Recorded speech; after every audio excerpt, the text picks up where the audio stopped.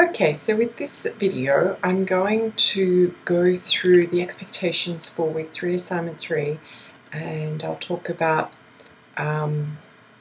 creating color harmonies, creating color contrasts, and looking at the design principles and how you can use color with the design principles.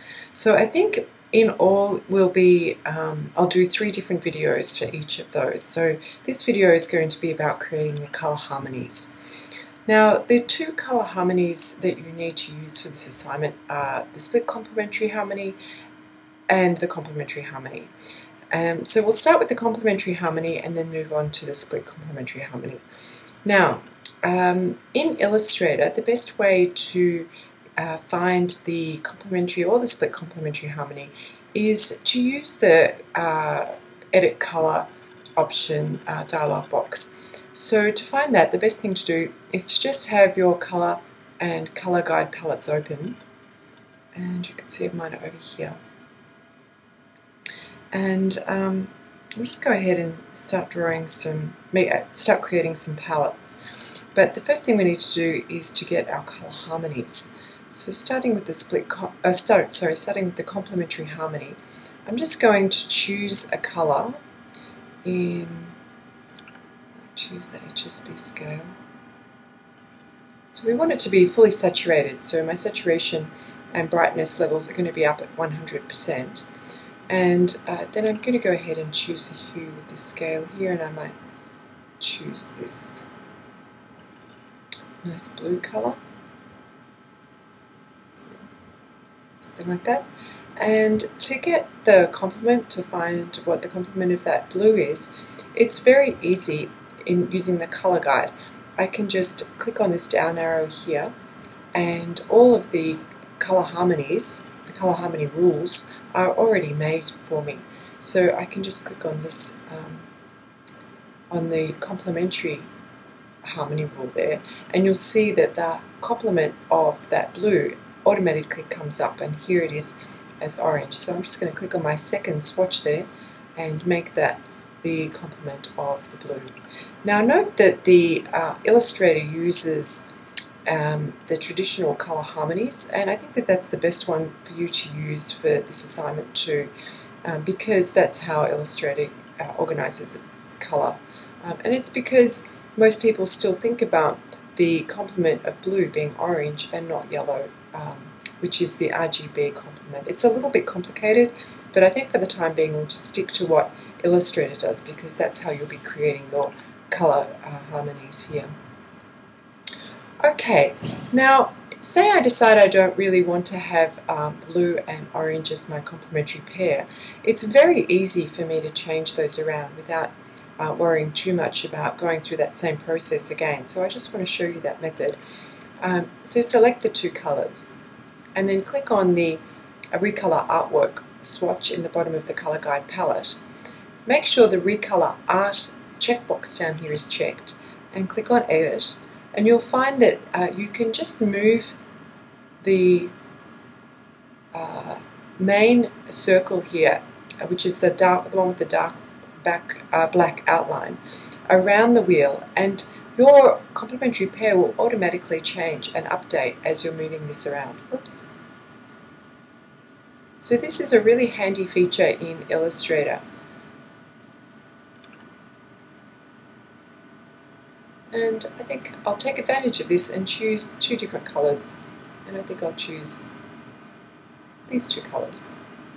And then you can just click OK. Okay, so of course you're going to want to have a range of hues, a range of saturations and values in your palette. So we'll go ahead and create 2 palettes now, one for each of these, based on each of these hues. And I'm going to use the blend tool to do that, and I'm going to use all my keyboard shortcuts, so I won't go through these steps too slowly, because it's not really, I'm not focusing on creating blends right now, or teaching you how to create blends, because I know that you know how to do that.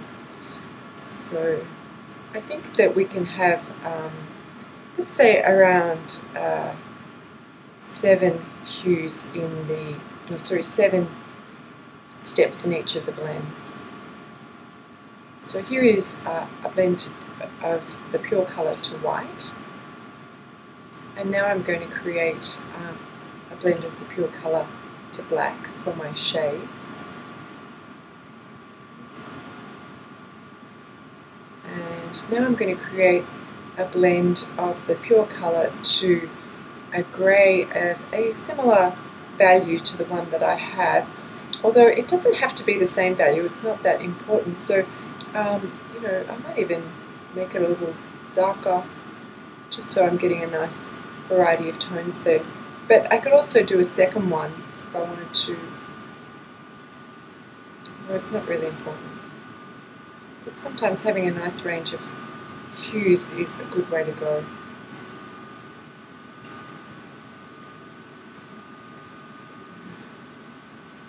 Okay, so now this is the same value, and I might make it a little lighter.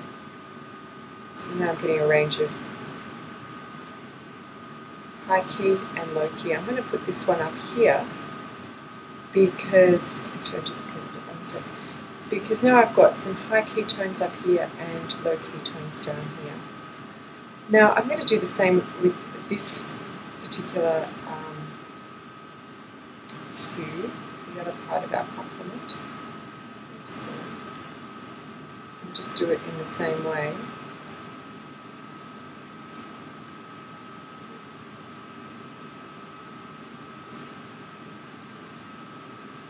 I'm just going to quickly make 4 different scales there. And that's my shades. This is going to be my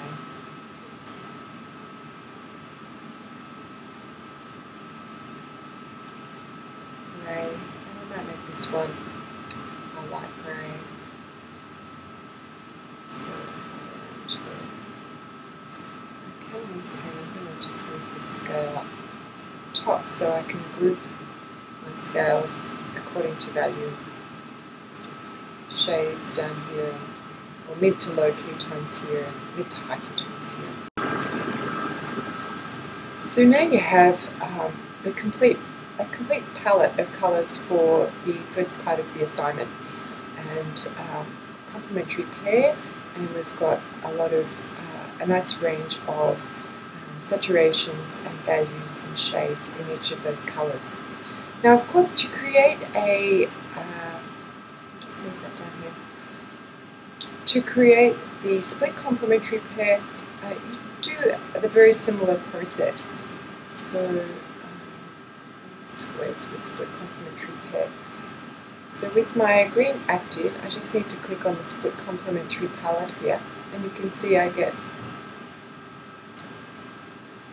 2 hues, and I can just recolor by clicking on the shape I want to recolor and then clicking on that color in the color guide, and here I have my split complementary palette. Now if I don't like the look of those 3 colors together, then I can change them very easily by clicking on the recolor option here in the color guide and making sure the recolor art is checked. Click on edit and then moving this main circle around, and you'll see that it stays a split complementary harmony throughout whenever I move the main colour around the wheel. It's totally fine. So if you double click, that comes up.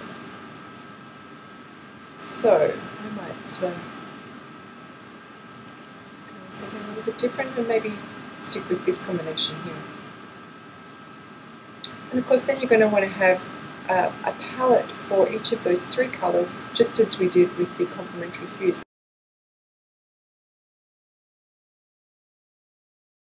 Make this one a low-key desaturated range. There we go. Okay, so now we have 2 sets of palettes for our 2 different versions of colour in the design that we make. And in the next part I'm going to look at creating colour contrasts.